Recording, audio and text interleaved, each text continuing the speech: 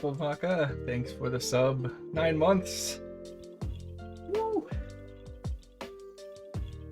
How's it going?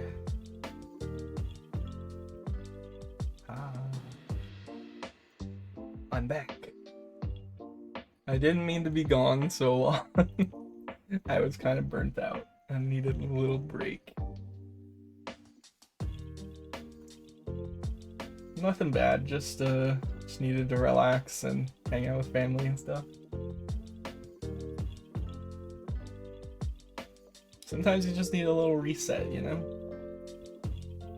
But I did double check before I started streaming. My redeems are working today.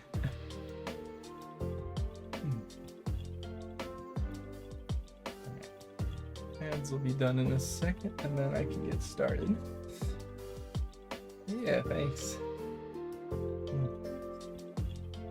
I don't really remember what I was doing in this game. Check my Hackett plan. We got Sprint 3. Alright. So we're working on swimming. Right now swimming is just one big state.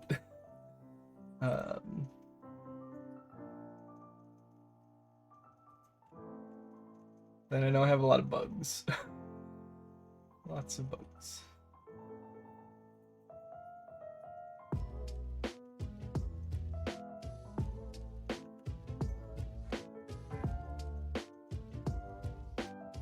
We have stuff to add to the ledge hanging. Let's just go ahead and play for a little bit. Yeah, who wrote this? Who is doing this? Who made this game? What were they thinking? Alright, let's go ahead and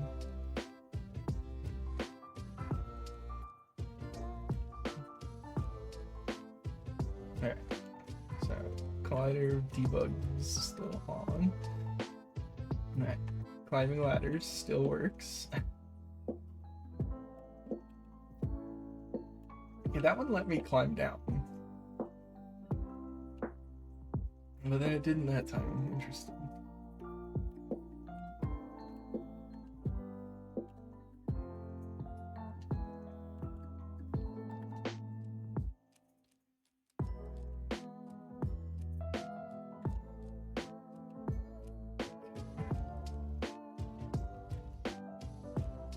So I have been doing some thinking, and I might get rid of the auto jump in favor of a jump button. I haven't fully decided yet, but I am leaning towards an actual jump button.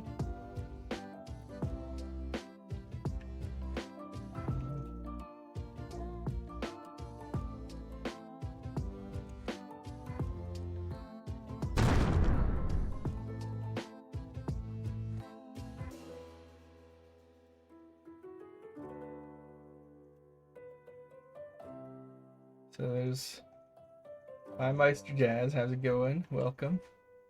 I have returned from my hiatus that ended up being longer than planned.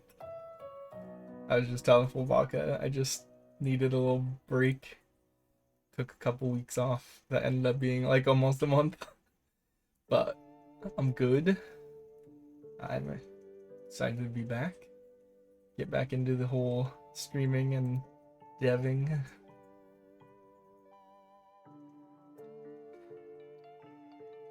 I'm trying to remember what I was working on. So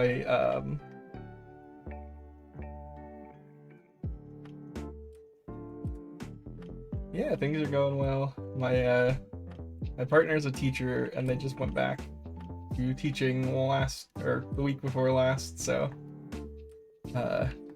took some adjusting to the new schedule of not having them home all the time. Okay, I broke swimming somehow, I think. Interesting. Why is swimming busted?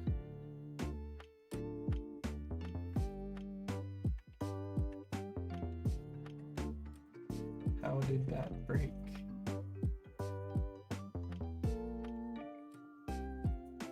Oh, I think I remember. I started refactoring the way swimming worked, but I don't think I finished. Because the way that it was working before, the water area was basically like forcing the player into the swim state. But I wanted it to basically have like a water detection thing on the player. So the player could decide how to handle going into the water. Let's look real quick. Yeah, so we have our water.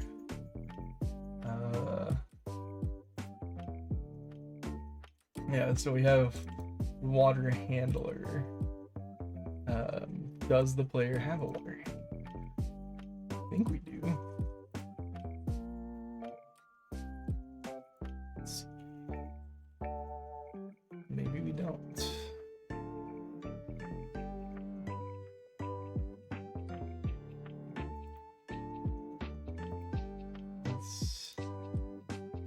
So that just has some signals.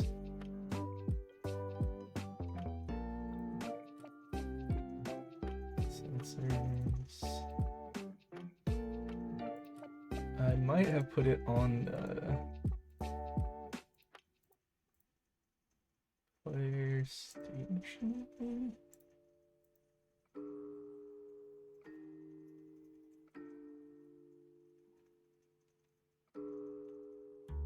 Swimming states.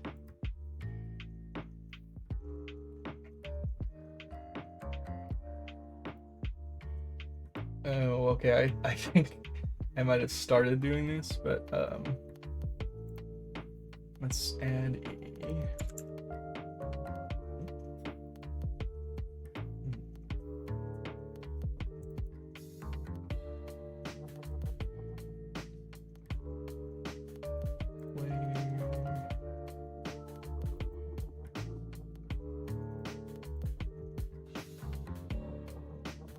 water handler.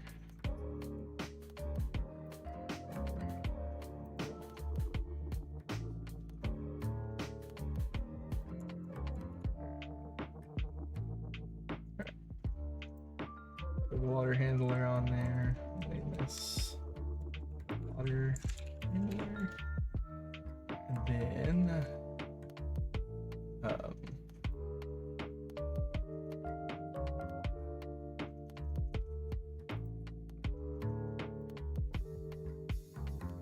we have water entered exited.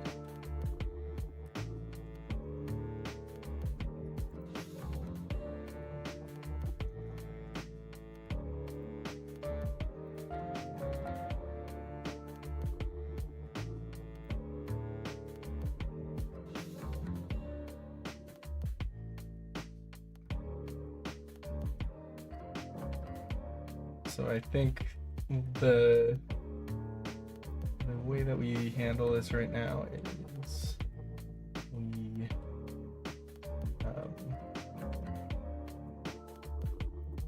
let's see.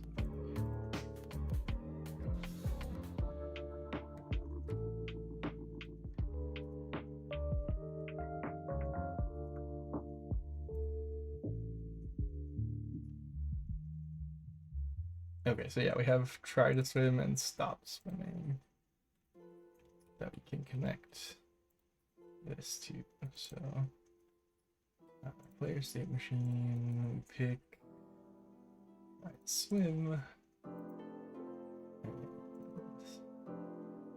and pick stop swimming.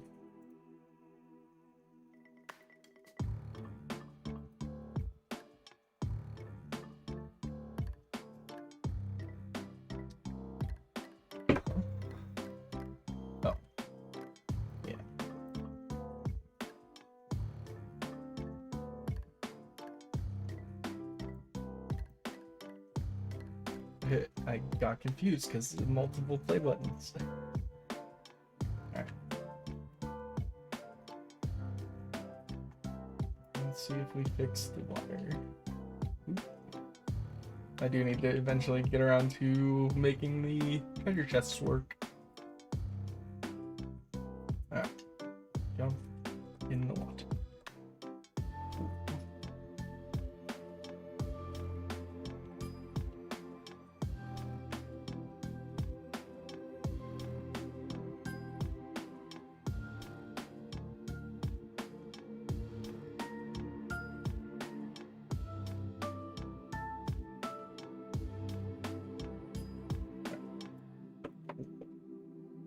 Not sure why that happened. But I'm gonna go ahead and commit that to my Get repo, just cause.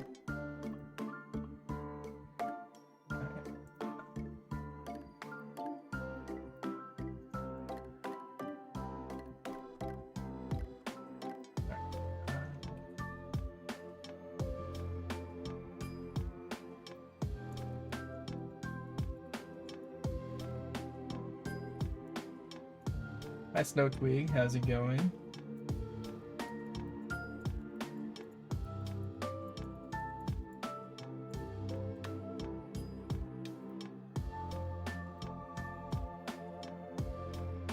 Alright.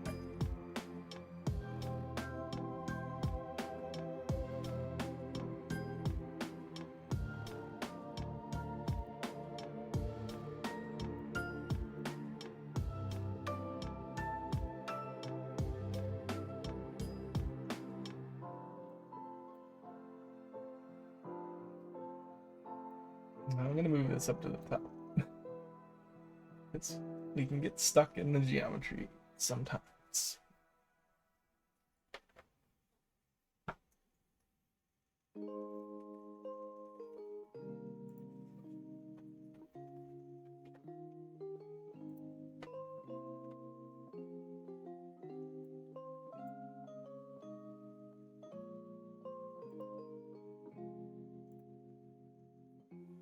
At some point, I'm gonna upgrade the project to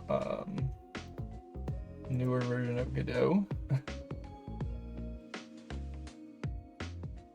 Because there's some features that I want to use that do not exist in I'm on 4.3, I think. 4.5 is coming out soonish. So I think I'm gonna wait until 4.5 comes out to upgrade.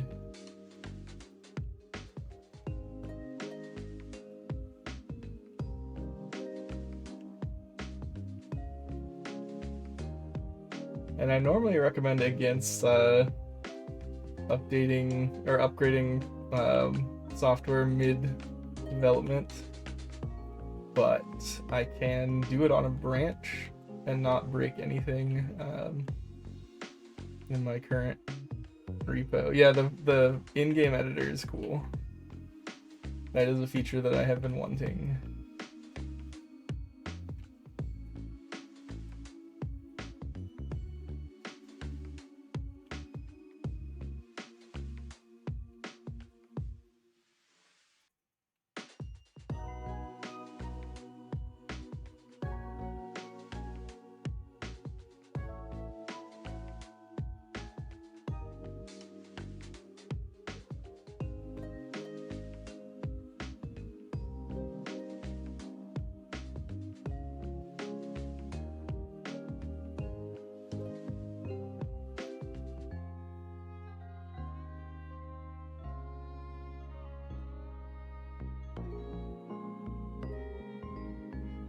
Okay, I know, I'm pretty sure I have a task made for it, but I do want to make it so if there's a little ledge like this, you can hop up onto it instead of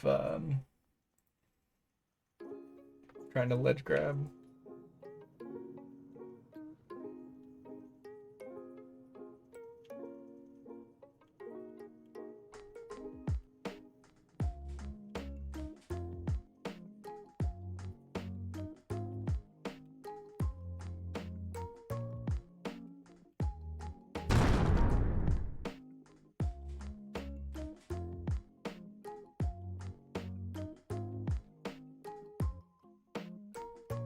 Yeah,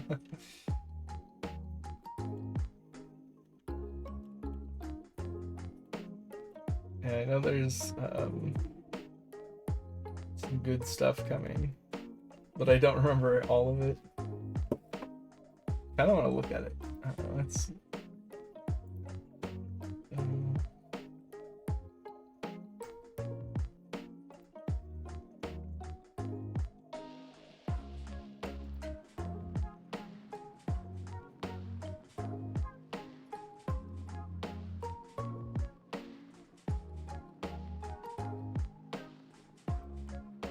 So there's some new bone constraint stuff.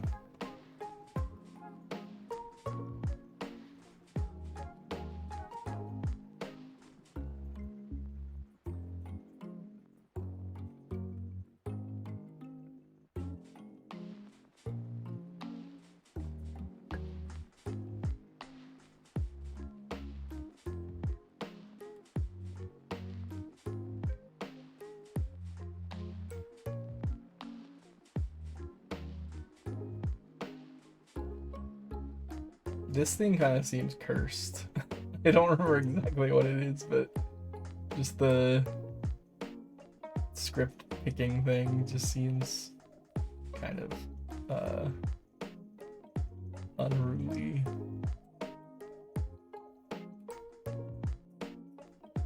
But yes, abstract classes, that's gonna be really good.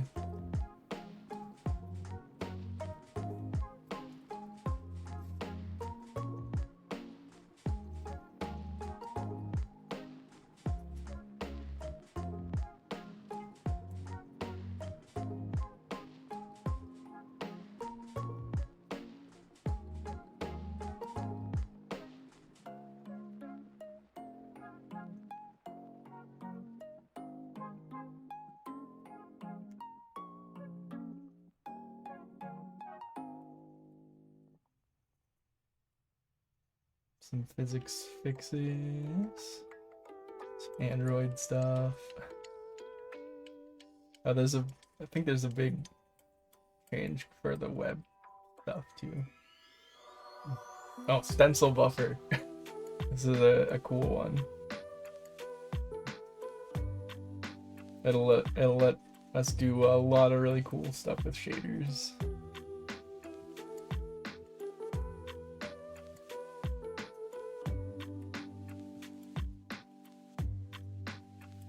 And shader baking, which will basically lets you precompile the shaders, so your builds are bigger, but they don't take as long to launch the first time you launch them.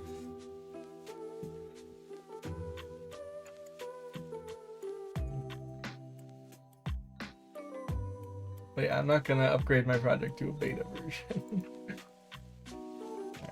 The debugger's complaining a lot. What's up with that?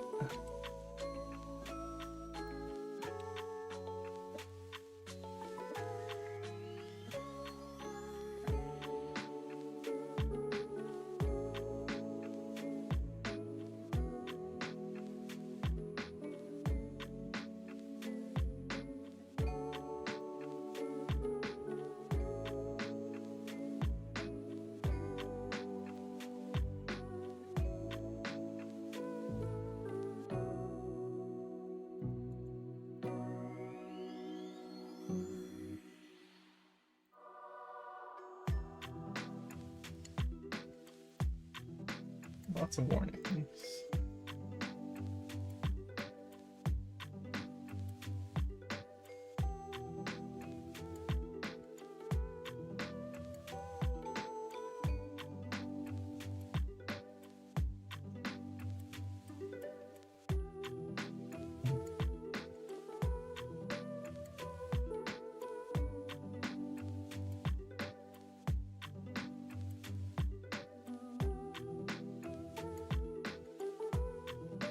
Why is that complaining?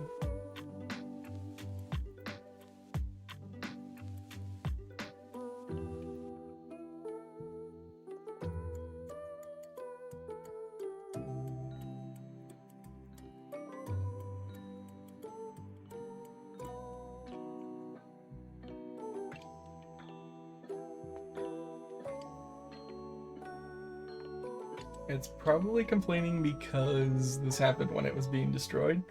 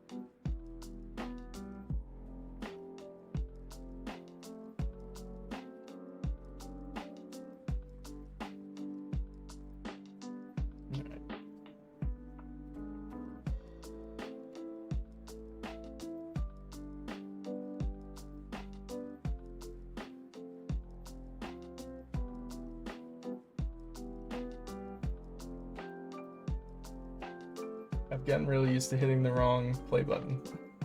It's been a few weeks since I've done a whole lot of Godot stuff. Alright. Slime, you see me? You're mad at me. Hit you with the sword a bunch. Yeah.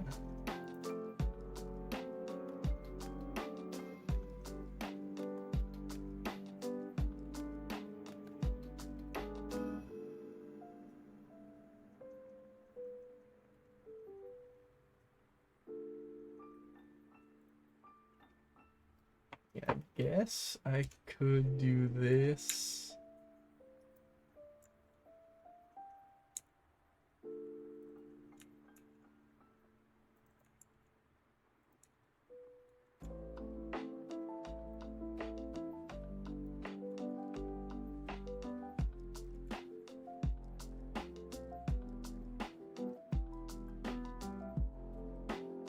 I think that will fix that.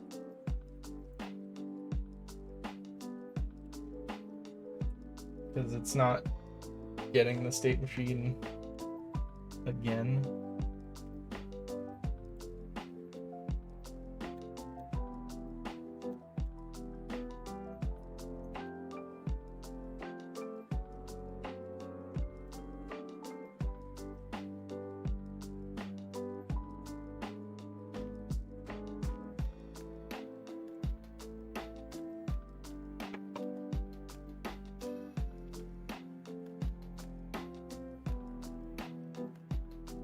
Okay, here's a dumb thing that I'm gonna do. I think this will actually fix this.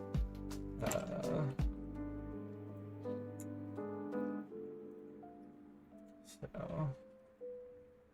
I'll just say if health dot current health less than or equal to 0, return.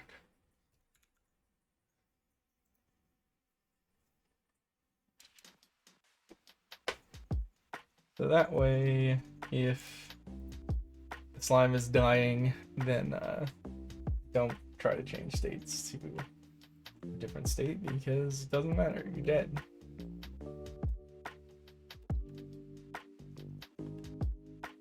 There we go, no error.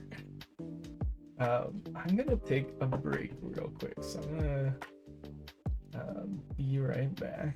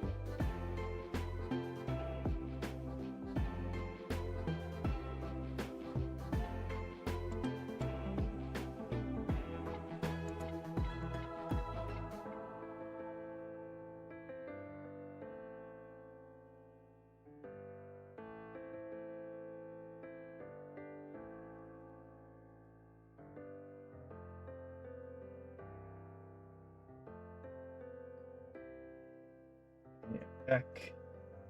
Hello. Sorry about that. Needed to get some water and some other things.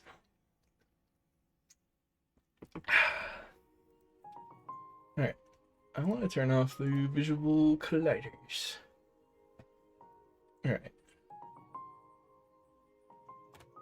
I'm hitting that point in projects. I don't know if any of you guys get this. Yes, thanks for the hydrant.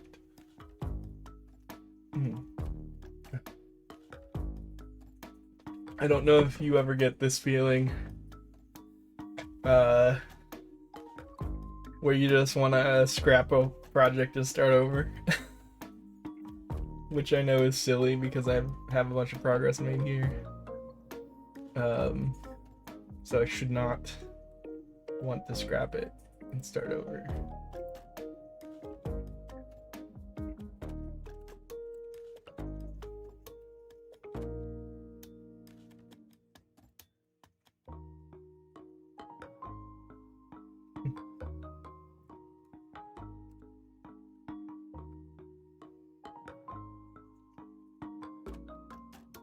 Like, I have a giant list of things that I need to do, then I want to do things that are not on the list. I want to make new stuff. I also have this big backlog of things. Let's see. Like, I don't even think I added,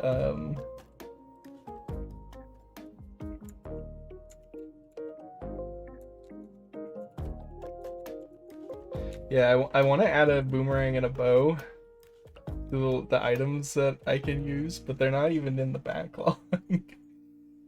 So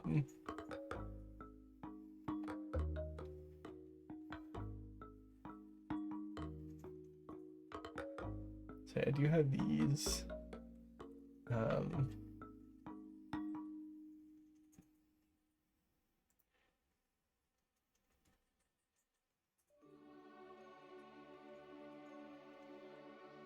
So some of the stuff in the backlog is stuff that was in a sprint that I moved into the backlog.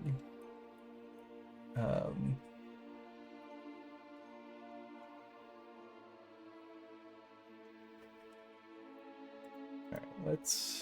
I'm gonna go ahead and add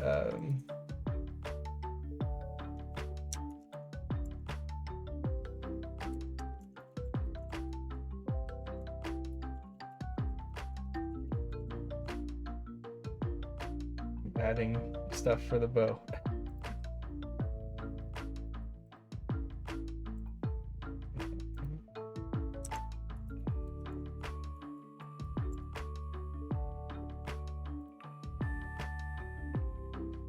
And then we need art.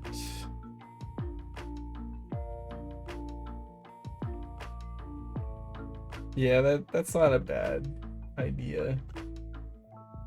So I think tomorrow when I'm not streaming, I might go through the backlog and like just do some project management and organization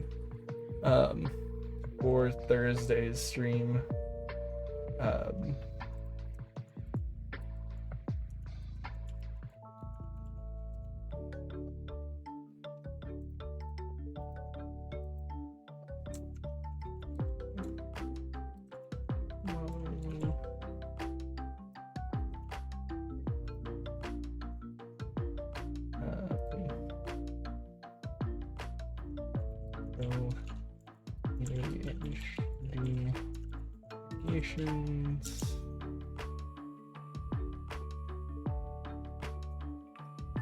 And then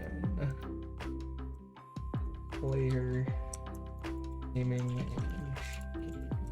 animations.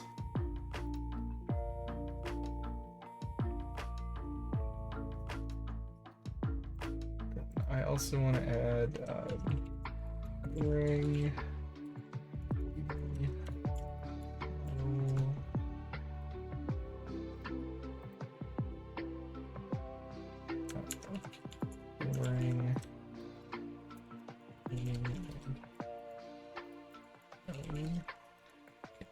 animations.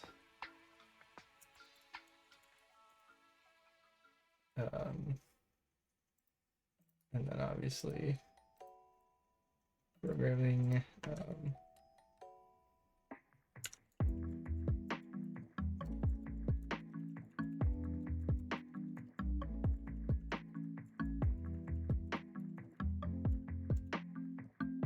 And then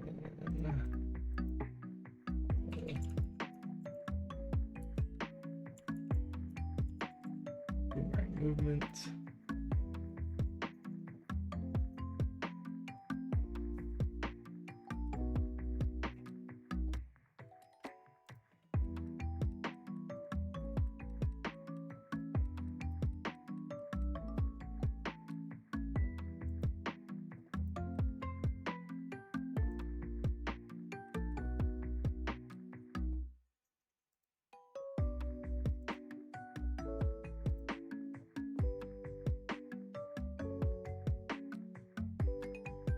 And then I need to do some designing and figuring out what I want to do for the grappling hook / hook shot.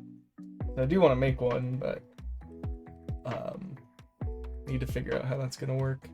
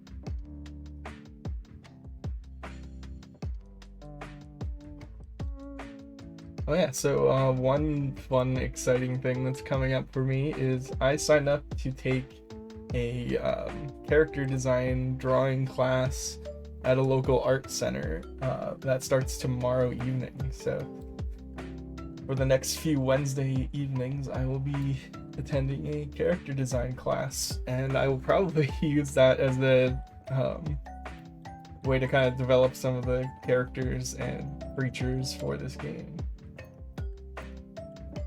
So that will be fun. I am very excited about it.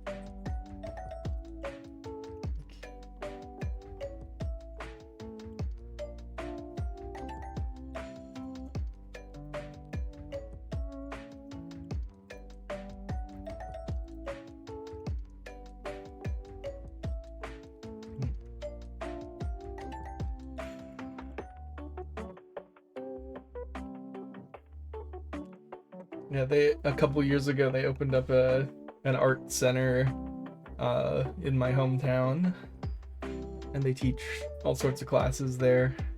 And I just discovered that there's a character design one, and I was like, oh, I should sign up for that. And I think there's only gonna be like 1 or 2 other people in the class, so that should be interesting.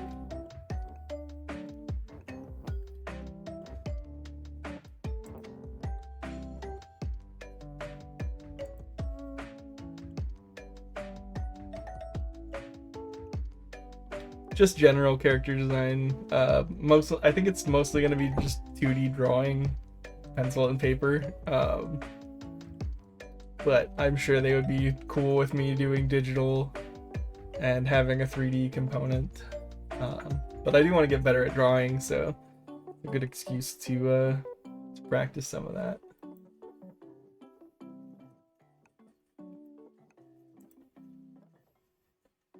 Okay.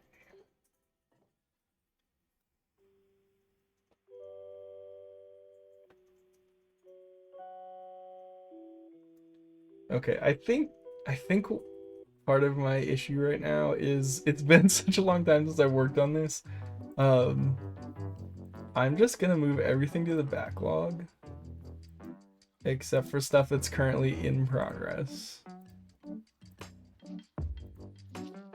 Tomorrow I will work on backlog management. I'm gonna move these to sprint 4.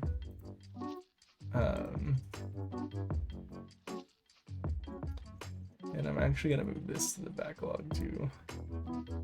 I'll move this to sprint 4, and I'm just gonna go ahead and close sprint 3. Actually, no, we'll say that these are done.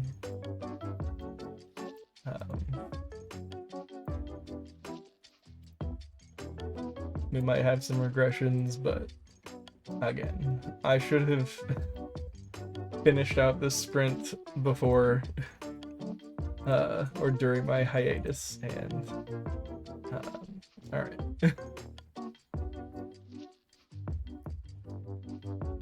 So these two are related.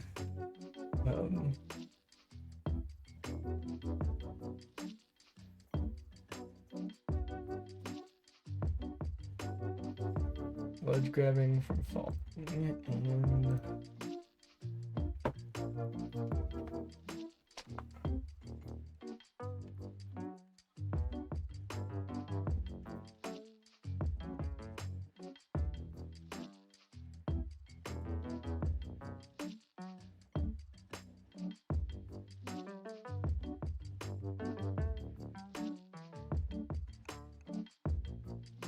yeah. Yeah, it'll probably take me a couple weeks to get fully back into the swing of things. But I've been trying to work on setting SMART goals for myself. I don't know if you're familiar with the term SMART goal.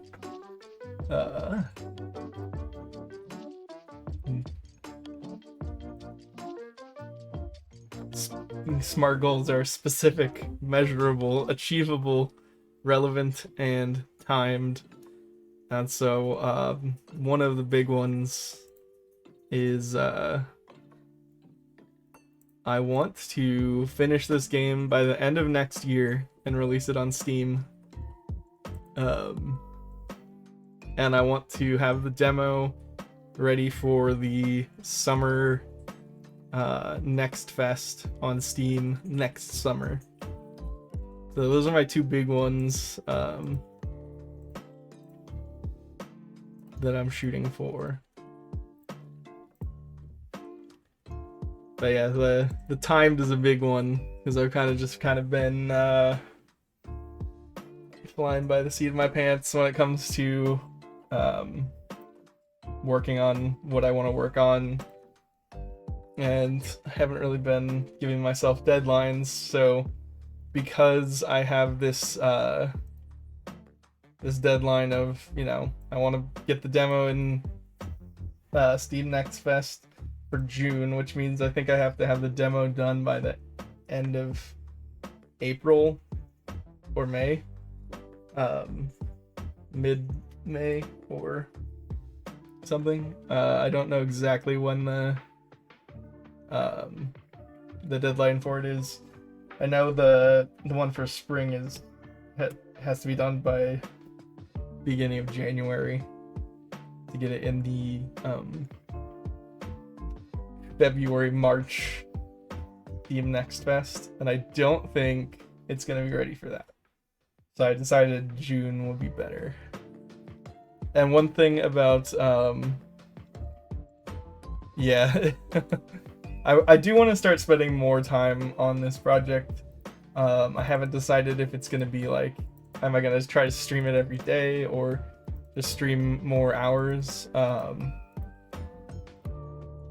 But we'll figure that out.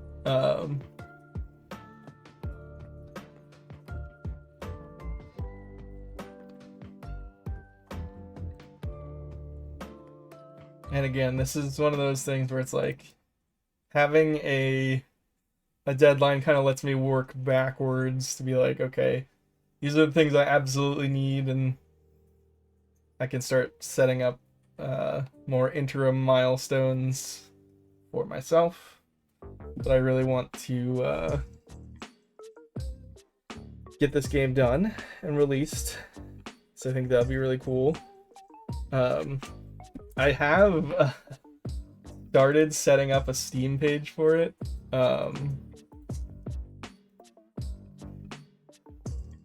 But it's not live yet. But I will post about when it goes live, so y'all can start wish listing the game and everything. But yeah.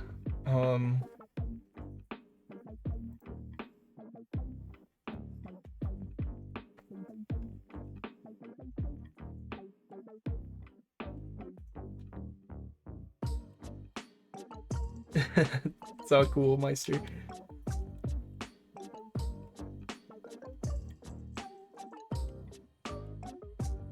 Yeah, today I grabbed some drawing supplies specifically for the class. Like, I have pencils and pens and stuff and sketchbooks, but I wanted to have one that was specifically for this class.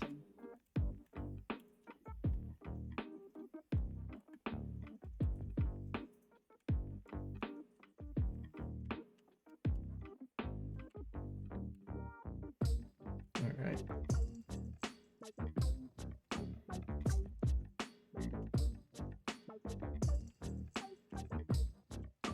Yeah, I think I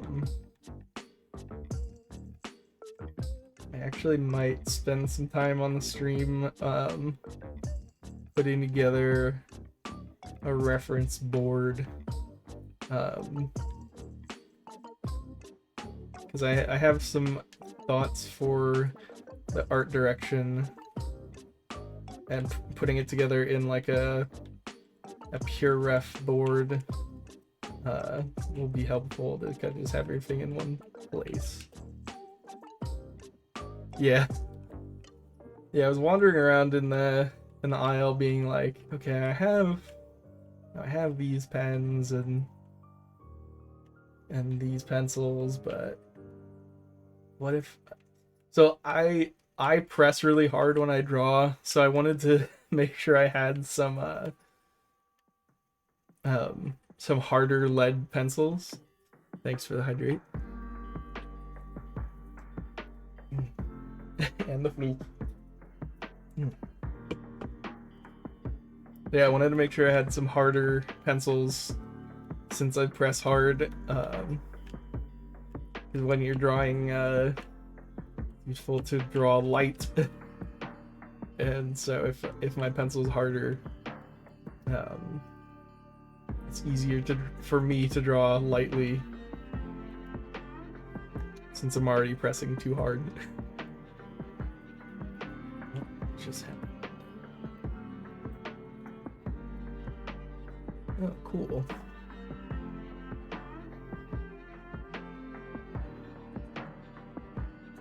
Yeah. So I think I'll do some of that after our ad break that's coming up. What broke here?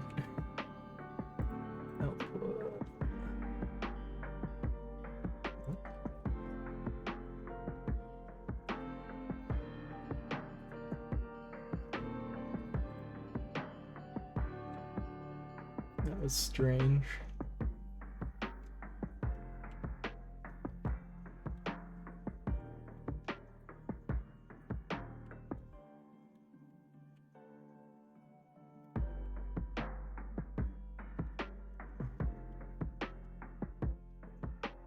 Yeah, I wanted to potentially overhaul the way that my animation system is working,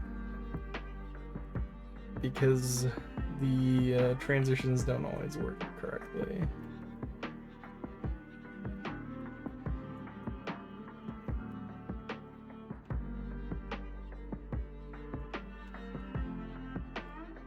It's like we are grabbing the ledge technically, but it's not transitioning out of the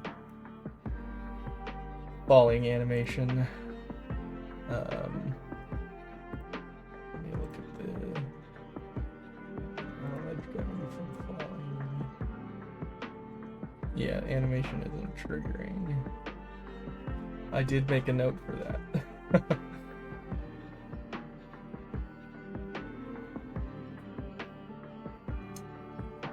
Okay.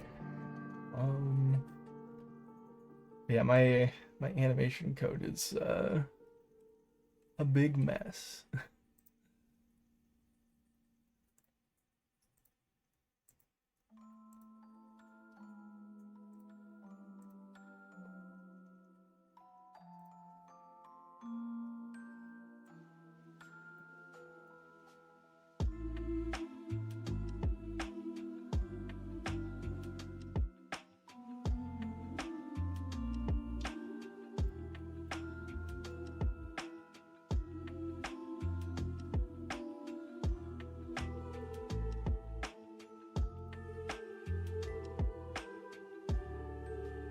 Yeah, there.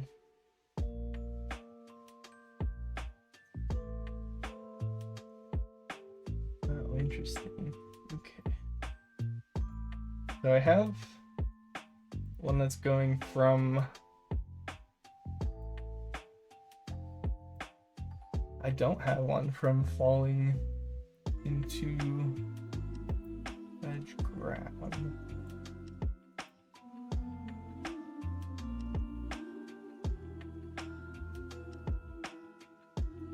That should be right, actually. Grab ledge trail. Hi Noonvale, how's it going? I'm looking through my animation transitions, and they're a spider web of terror.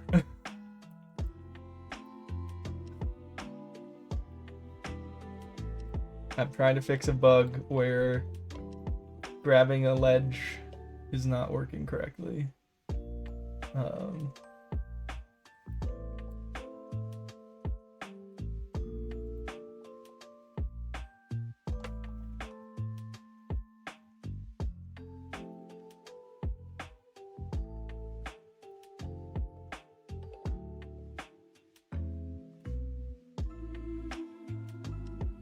yeah, like we're in the ledge hang state.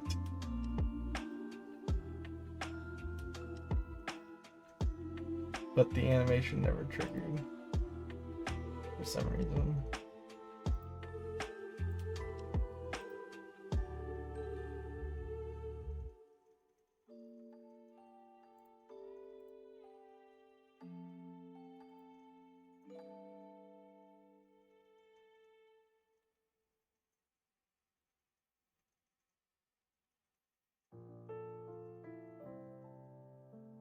So it's saying that grab ledge is false right now. I set it to true. Well, thank you. I spent the first several months of streaming working on building my 3D avatar. I'm doing my tracking with the Xbox One version of the Kinect. So I've built the custom character animation thing in Unity with the Kinect. And I have some silly redeems hooked up to so like I have a save your work redeem that will throw a floppy disk at my face.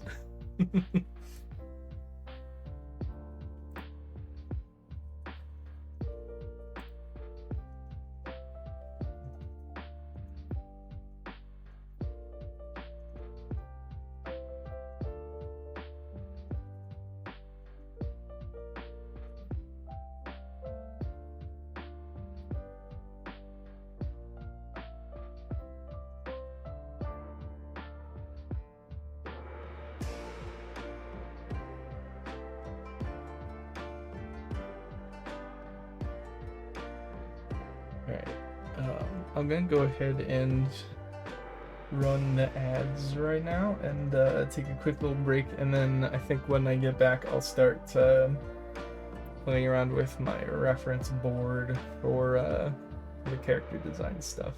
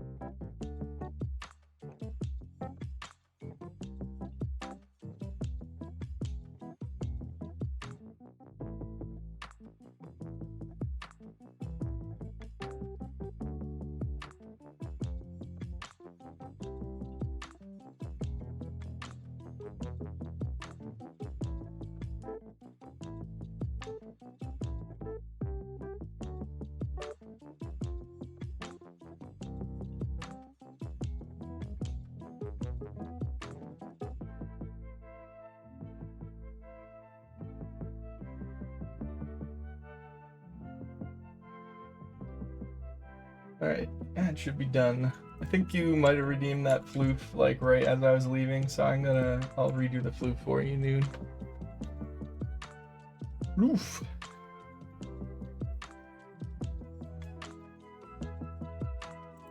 The floof is fun. Nobody has as much floof as me. Alright.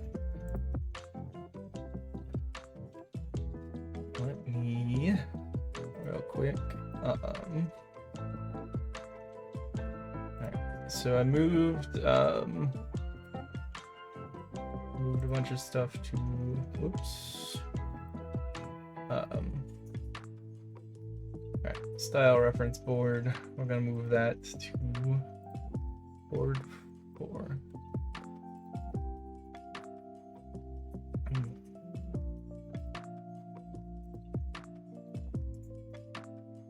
And we're gonna work on that. Alright, so I have PureRef. If you haven't used PureRef, I highly recommend looking it up. It is a free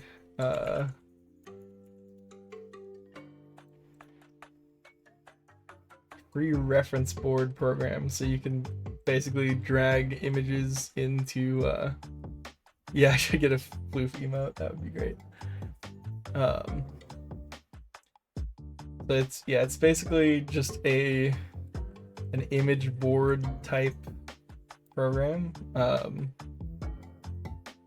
So what I'm gonna do is I'm gonna make PureF take up like half the screen, and I'll just Google some stuff.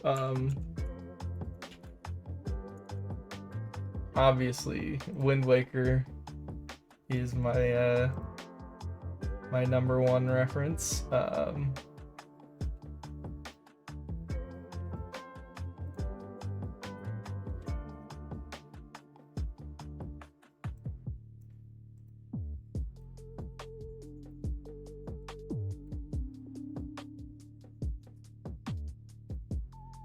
I really like the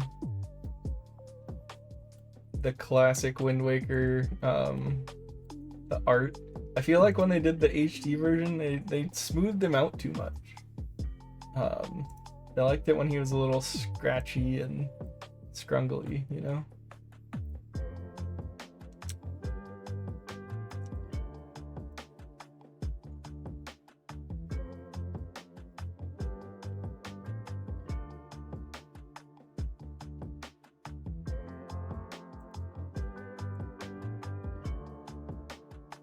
Vizref? Okay, cool.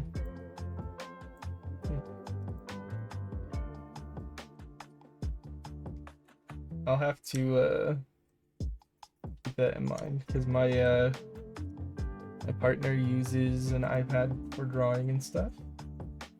They do a lot of stuff in Procreate.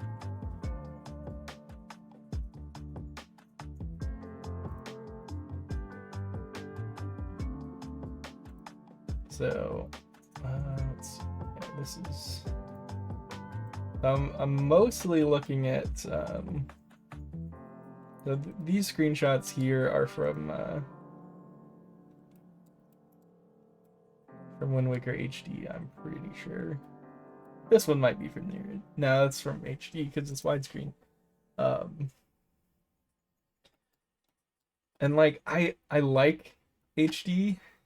But there's just a lot of things that the original GameCube game had that I feel like got kind of lost when they did the HD version.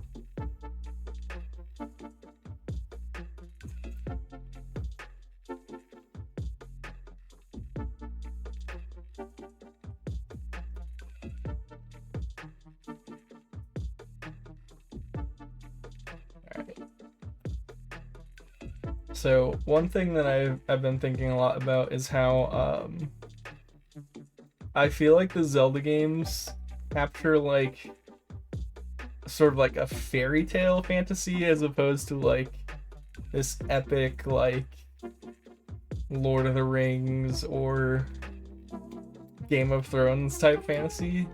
So I think tonally I want my game to be kind of fairy tale-ish as well.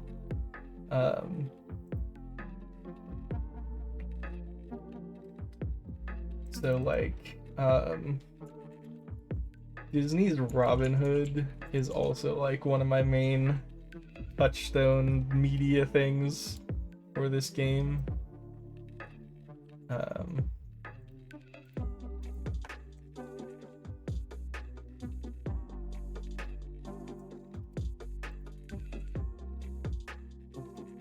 Robin Hood was one of my favorite movies as a kid.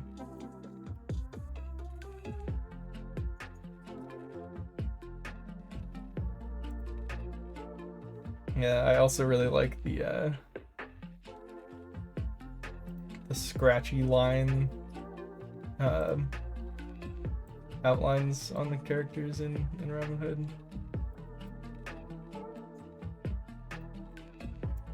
Yeah, I love the backgrounds are really good. This is actual like animation cell, not a screen grab from the movie. Might be wrong.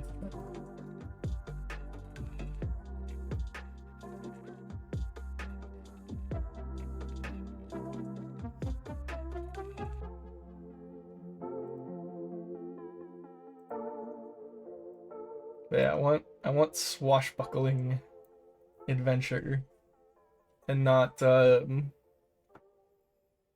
want like save the kingdom type adventure, and not save the world type adventure, if that makes sense.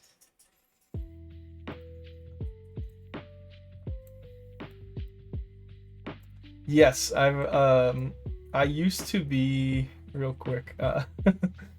I used to make VR games. So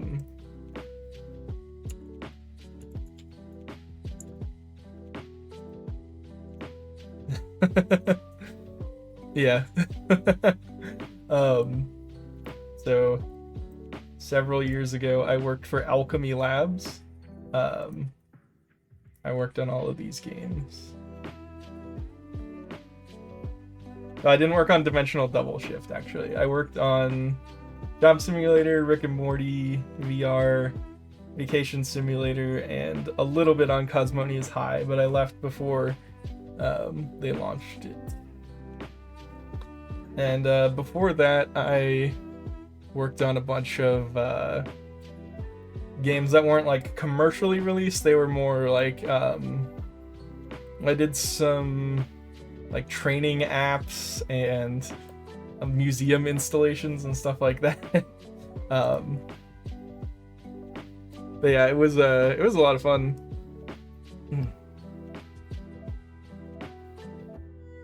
It was a launch title for the HTC Vive and the Oculus Rift and PSVR. And it was actually like included with the HTC Vive. Yeah, before I worked at Alchemy, I was going to school at UT Austin in part of the it was called the Denius Sam's Gaming Academy. So it was like a leadership and management program specifically for the games industry. And so a lot of people that were in that program with me went on to do a lot of really cool stuff. Like I have friends that worked on the God of War games at Sony Santa Monica, and one of my friends is working at Gorilla on the next Horizon game, I think. So lots of cool stuff, lots of cool people I got to meet and work with. That whole program, it's kind of like a sort of like a mock studio environment where we were working on let me see if I can find it. Actually, I don't know if they put it on itch. I feel like they did. It's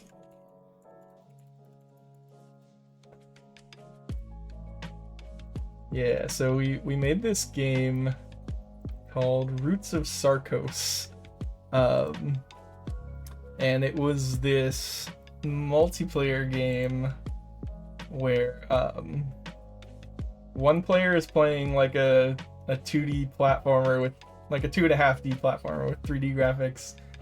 The other player has like this more zoomed out view, so they can see a lot more, and they can like interact with specific elements that the other player can't. So they're kind of working together to get through this big maze-like world. So the player that's got the more zoomed out view can like, there are certain gravity zones that you can like reverse the gravity. And then there were also some spin-off games that I didn't work on the spin-off ones. But yeah, so this project, it's a Godot game. It's all me, all solo, completely from scratch. I've been streaming the entire thing, so all the VODs are up on my YouTube. So I'm doing everything from modeling to animation to programming and game design. Yeah, I want it to be like a very open and transparent process. So So I started this about a year ago, but I've only been streaming like twice a week, and I usually only go for like 2.5 hours. So this is like episode 64, I think, of my. So I'm only like a couple hundred hours in, if that, to this project. But yeah, one of my goals is to get this game released on Steam, and then I also want to release some of the assets and some of the code so other people can use it to make their own games.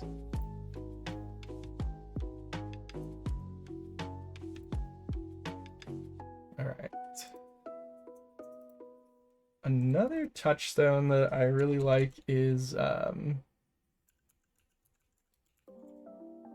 Secret of Nim.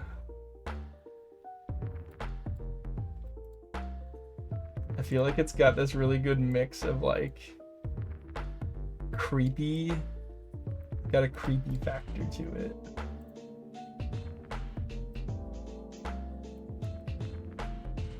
Those old, oh thank you.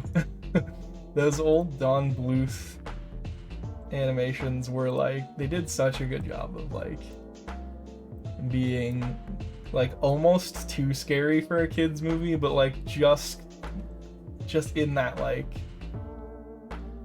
it's not too scary, but it's a little scary.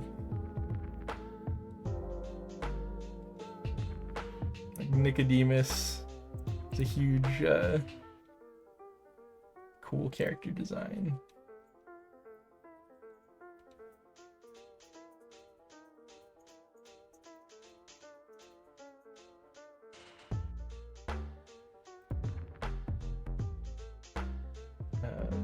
That sword fight scene like really sticks with me.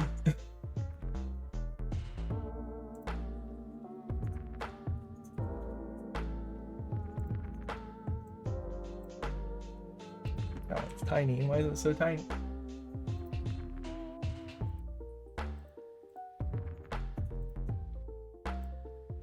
Yeah, like they weren't afraid to like show blood and stuff too.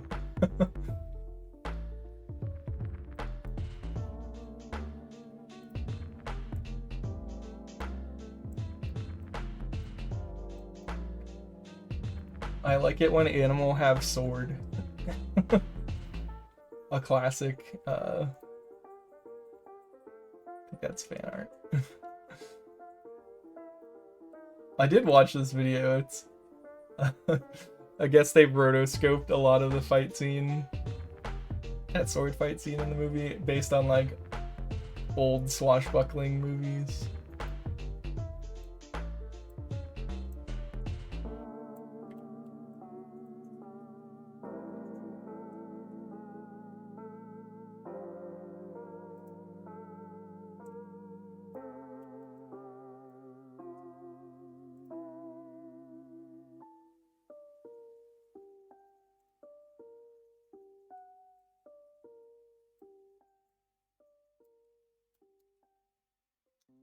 All right, some other touchstone things that I love.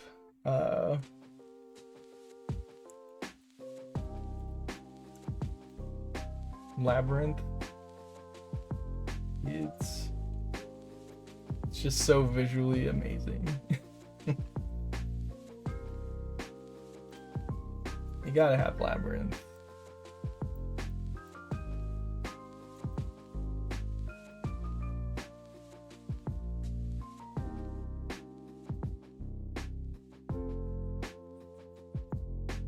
The goblins in Labyrinth are so good.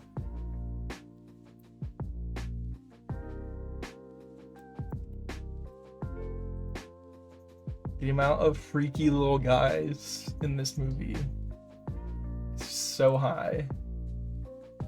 I want tons of freaky little guys.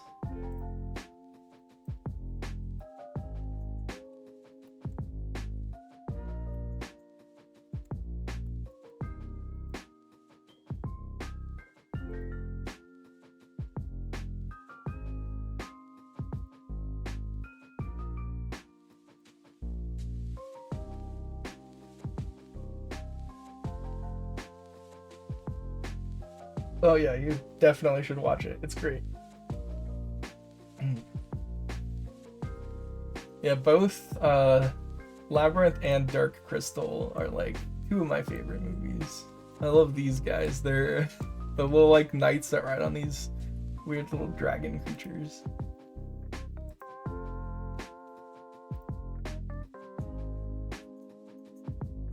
And, like you can kind of see how they they accomplished it in this picture here, where it's a dude in a suit, and like one of his arms is in the head of the dragon. Like these feet are fake. He's got one arm in the arm of the creature, and then one in this thing's head, so it can like look around, and it's great.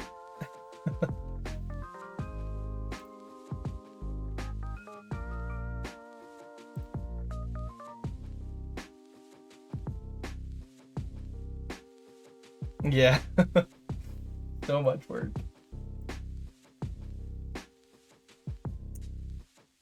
Oh yeah, I just remembered. So um this movie Little Nemo Adventures in Slumberland. Um I watched it a ton as a kid. It's based on Little Nemo, which was an old comic from the early 1900s by Winsor McCay. Um,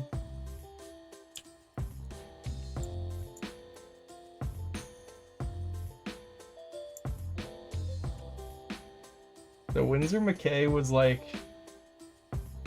he's credited with the first animated film, Gertie the Dinosaur, or at least one of the first animated films, where he would like stand up on stage and have this dinosaur projected behind him.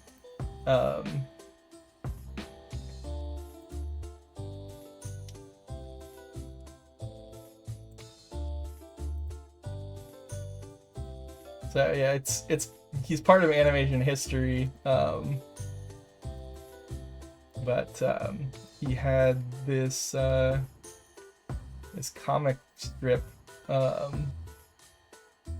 called Little Nemo, and it was like this really whimsical, weird, dreamlike thing about this kid in this dreamland.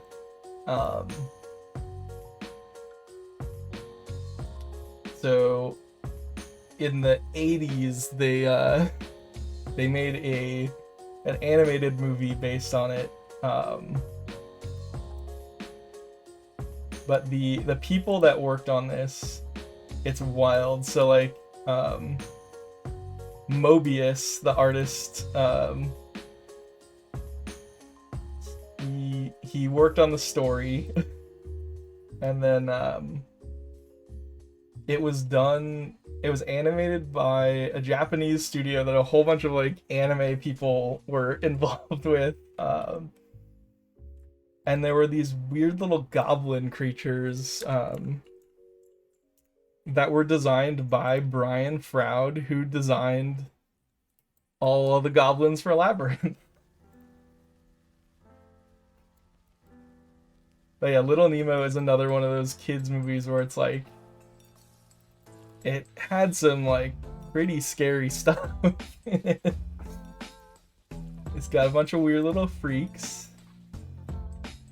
You love to see it, but then it's got some like scary guys too. And there was like this Nightmare King.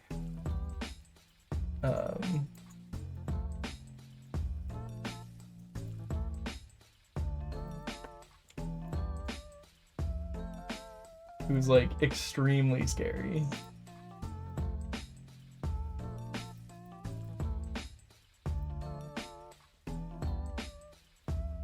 Oh yeah, they made an NES game based on it too.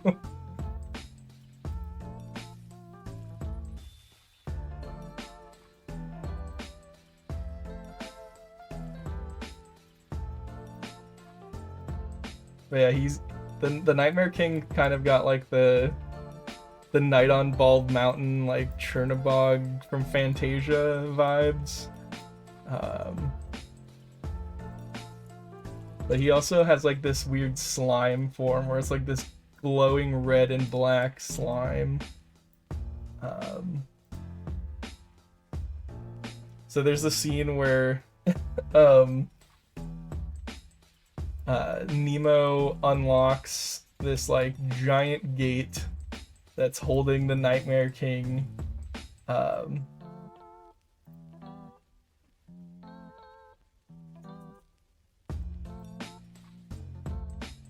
Yeah, this door, it's so cool looking.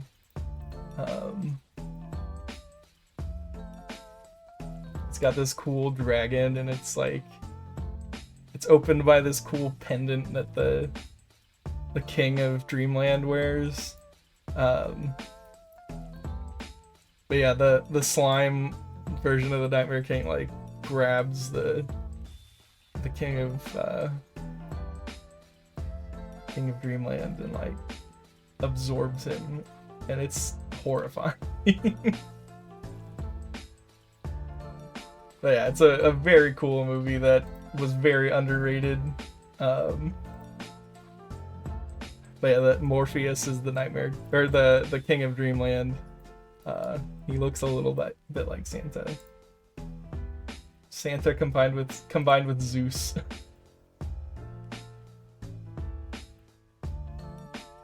But yeah, that's definitely one of my visual inspirations. The Nightmare King has this crazy castle.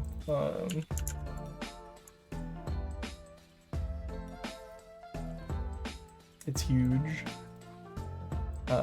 And then there's also like this manta ray thing that I remember being scary as a kid.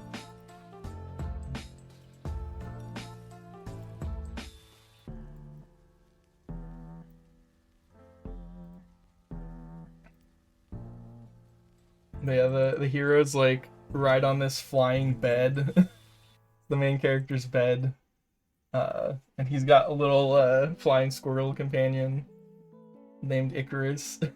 It's a wild, trippy movie for sure. But yeah, there's also like this dubious clown character named Flip, who is a little trickster that tricks Nemo into releasing the Nightmare King.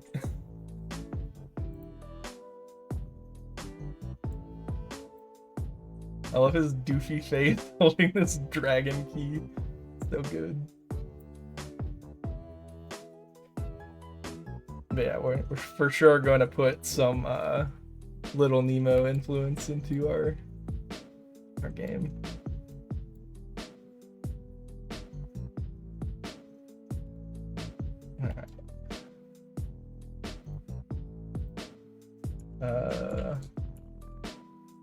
Dark Crystal also huge influence on me. I mean, everything that Jim Henson does was a huge influence on me, but I love these the Gelflings. They're like these weird little fey elf creatures that ride on these weird land strider things.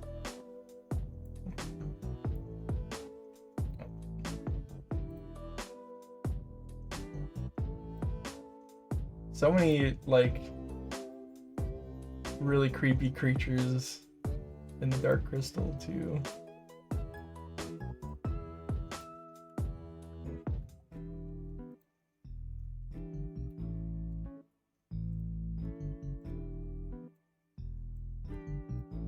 Like, look at those. That's so wild.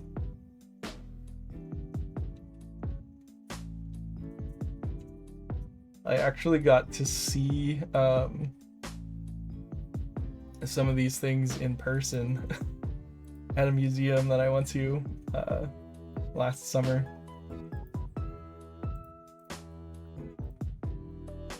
Let me see if I can find it.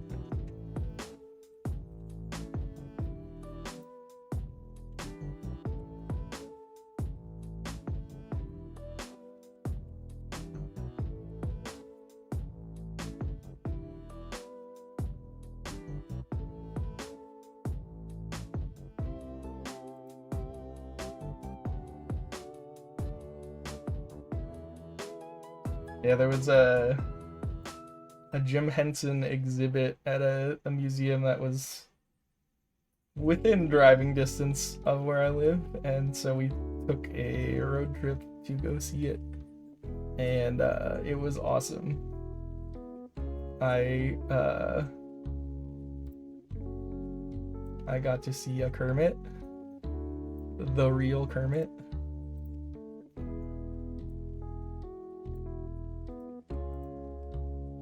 I got to see Agra from the Dark Crystal.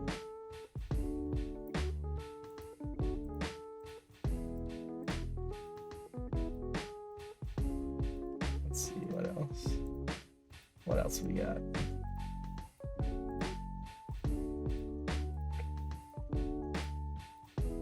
Got to see some Fraggles.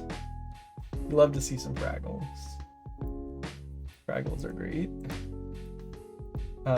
They had. Oh, this was really cool. This is like right up my alley.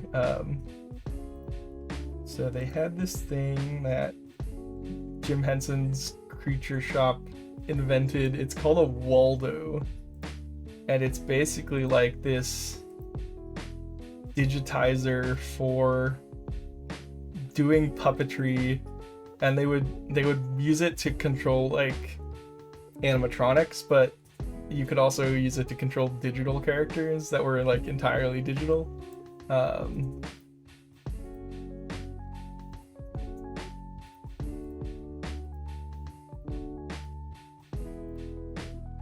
And they also had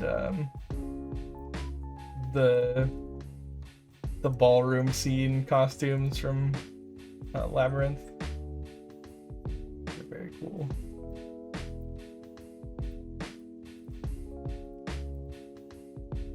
And yeah, they also had the Gelflings.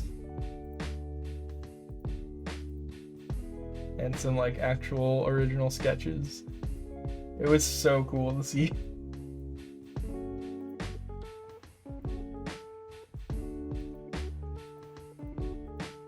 I'm very glad I got to go there.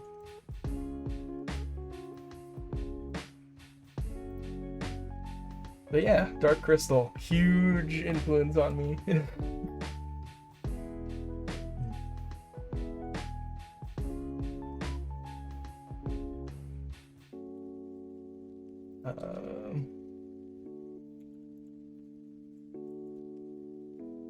No. There's like a specific scene where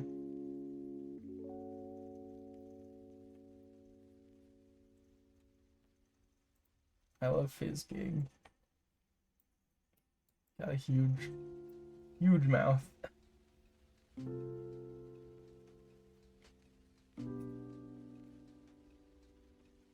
And the sequel that they did on Netflix, that Age of Resistance, was very cool. Yeah, it was basically like early motion capture.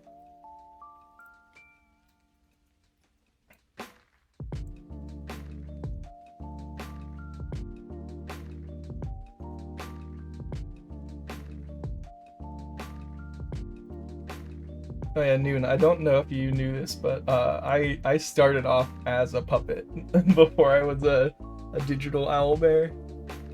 I was this scrumbly little guy that I got to take a photo in the museum with the Kermit.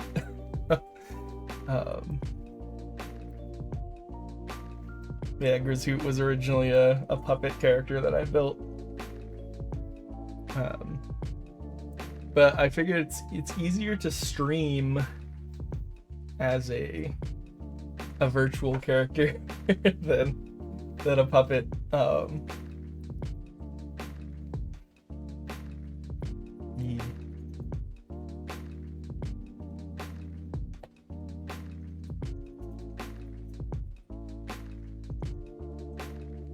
Yeah, they should have done a second season of Age of Resistance.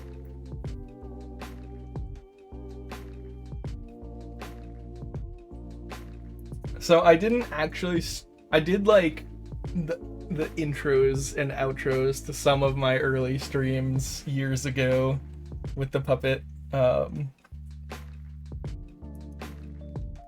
And at some point, I would like to do like some scripted YouTube videos and use the puppet for those. There just wasn't really a feasible way to actually like be programming and doing 3D modeling and stuff as a physical puppet, you know? So I discovered Doig and Swift and saw what they were doing, and I was just like, oh, I can do something similar to that. I have the skills to do that. I worked on motion capture stuff before.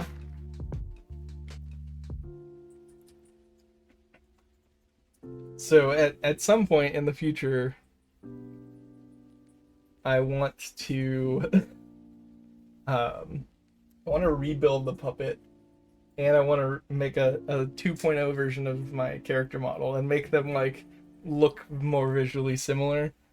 Because there's stuff about the puppet that I really like, and there's stuff about the 3D model that I really like, but they don't really match up super well.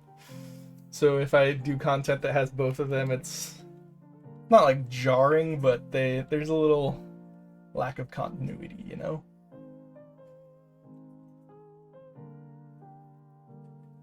There are people that stream with actual puppets.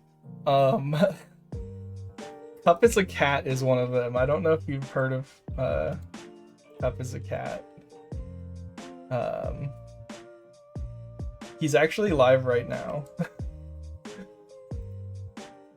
I'll see if we can see what he's up to. But he's done some crazy stuff. I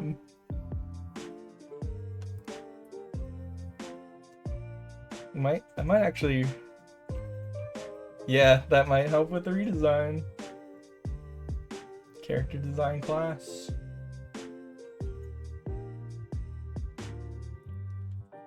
But yeah, the way that that Cup does his, he has like he's got like a one-handed puppet that holds the controller. All right, thanks for hanging out, Noon. Good to see you. I will be back on Thursday with another stream. But yeah, Cup, he has like a one-handed controller that he uses to play games, and then has it's like a stick puppet that has like a trigger to open the mouth, I'm pretty sure. That's how he does gaming and streaming at the same time.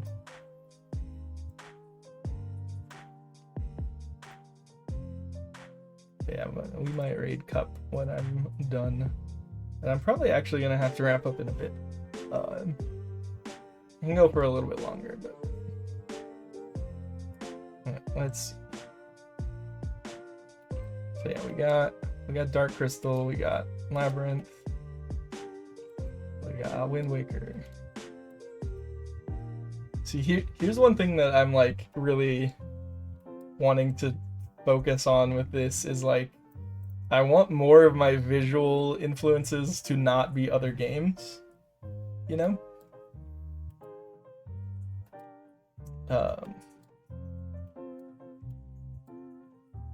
Games are great. There are tons of cool games, but I want more of my influence to come from outside of games. Especially because the gameplay is so similar to Zelda. So like for the story and the art, I don't want it to be too Zelda. If that makes any sense.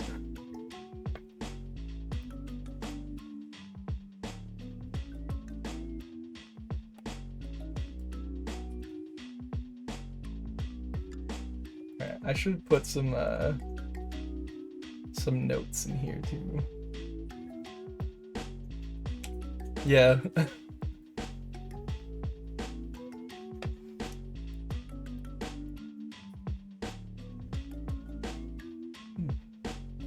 Oh, so I want to have a grappling hook slash hookshot type thing. But rather than doing it the way that they do in Zelda, at least visually, let's see. There's in Hellboy 2, there's this character, Mr. Wink. This is what he looks like. He's this big like troll with this mechanical arm. But he can like shoot off his arm. And it's got chains in it and stuff.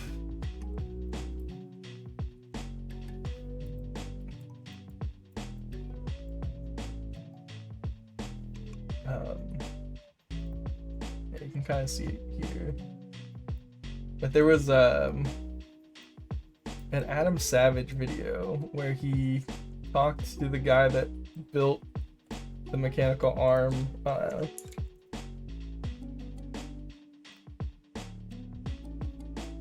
Yeah, here we go.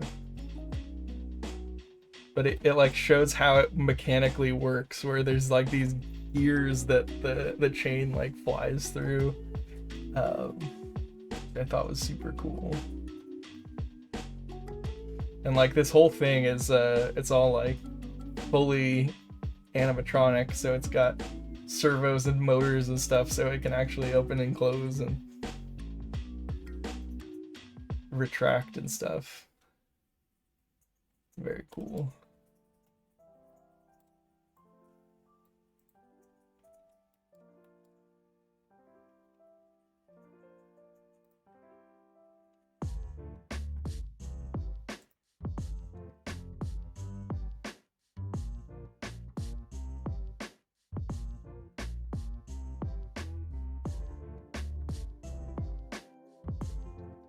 Yeah, I'll actually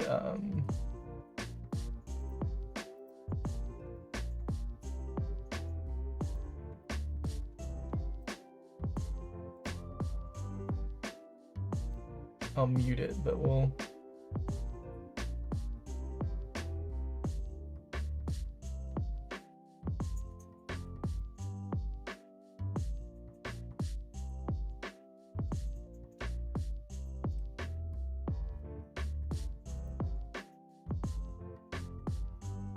so see, it's got like this really cool mechanism for spooling and unspooling the chain.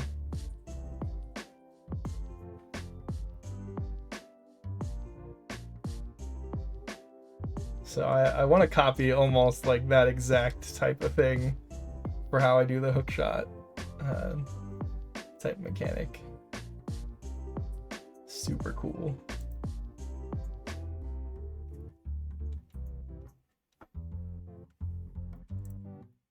But yeah, Hellboy 2 visually is also like super cool.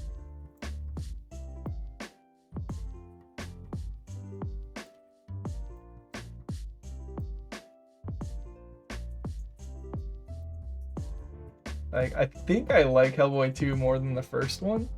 They're both really good. But I just think the second one, like, visually so interesting and cool.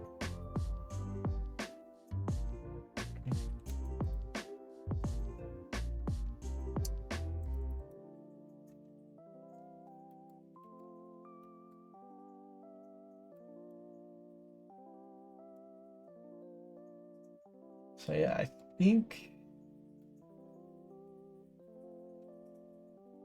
between these, I think this captures like most of the vibe that I'm going for.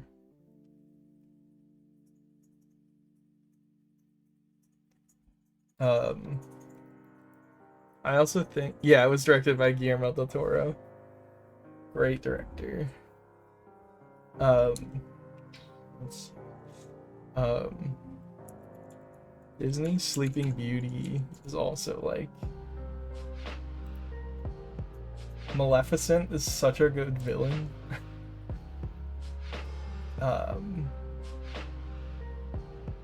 She's so cool and scary.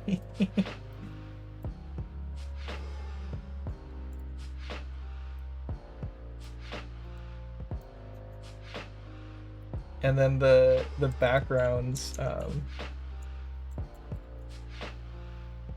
are super good. Avon Earl was the artist who did a lot of the really cool backgrounds where it's like it's this really graphic art style.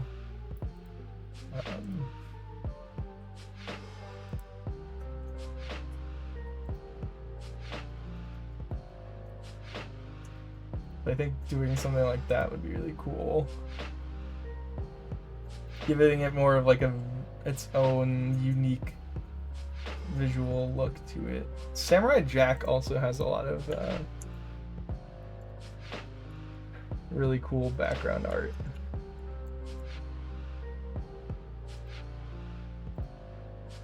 Where it's very graphic.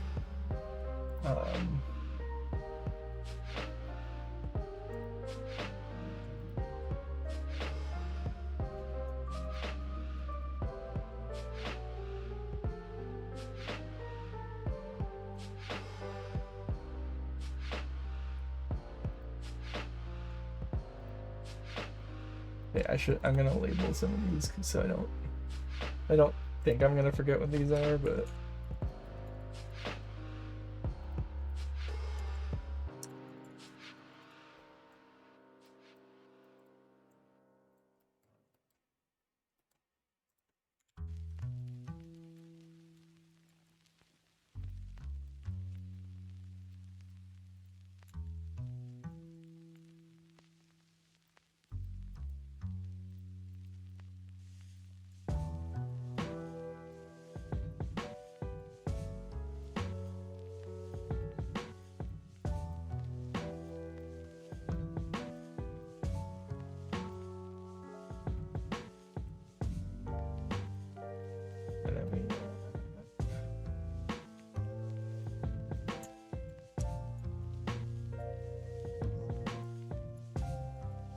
I can never remember how it's spelled.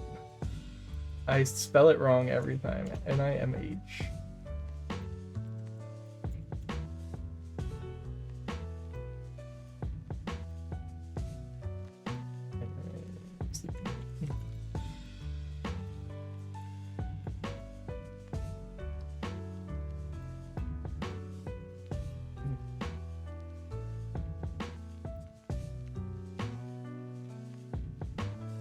Alright, I think that covers a lot of the visual touchstones that I want for this. I'm probably gonna add more later. But this is definitely enough to get me started. So I'm gonna go ahead and save that.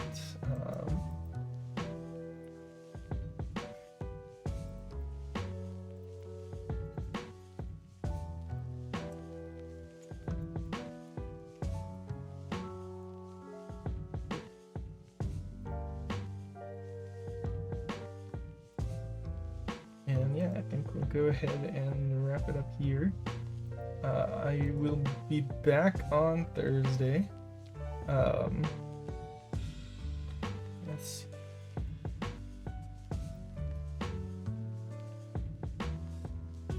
You know, we could raid Rainbowling Onions or Renee. You have any preference for who we raid? Lots of people are streaming right now.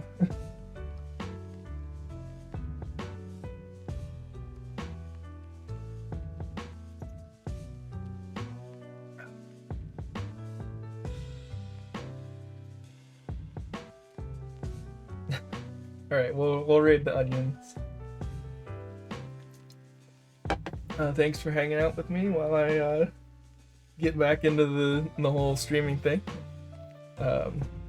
Looking forward to letting you all know how my drawing character design class goes. Yeah, I'll see you all on Thursday. Have a good rest of your week. Get this raid going.